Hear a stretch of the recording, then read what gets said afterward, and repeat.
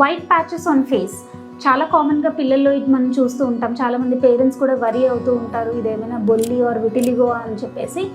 But this is different. దీన్ని pityriasis Alba అని అంటారు.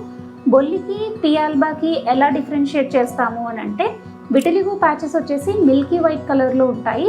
అదే P Alba patches normal skin కంటే కొంచెం తక్కువ కలర్లో ఉంటాయి.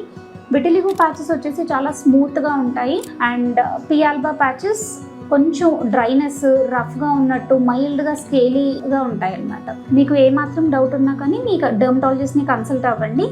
సో ఈ పి ఆల్బా ప్యాచెస్ అనేవి కాల్షియం డెఫిషియన్సీ వల్ల, న్యూట్రిషనల్ డెఫిషియన్సీ వల్ల వస్తాయని చెప్పేసి అంటూ ఉంటారు. But that is not true. ఇది కేవలం డ్రైనెస్ వల్ల, ఎక్స్ట్రీమ్ డ్రైనెస్ ఉన్నప్పుడు కొంతమంది పిల్లల్లో ఇలా గమనిస్తూ ఉంటాము. ఎక్కువ తరచుగా జలుబు, తుమ్ములు అవ్వటం అంటే అటోపిక్ టెండెన్సీస్ అంటాం. ఈ అటోపిక్ టెండెన్సీ ఉన్న వాళ్ళల్లో ఎక్కువ చూస్తూ ఉంటాం అన్నమాట. దీని ట్రీట్మెంట్ వచ్చేసి మాయిశ్చరైజర్ రెగ్యులర్గా వాడుకుంటే చాలా వరకు కంట్రోల్ అవుతుంది.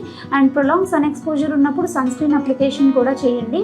ఒకవేళ ఎక్కువ ఇచ్చింగ్ కానీ, స్కేలీగా ఆర్ రెడ్నెస్ ఉన్నట్లయితే ఆయింట్మెంట్స్ కూడా ఉంటాయి. Consult your dermatologist for further treatment.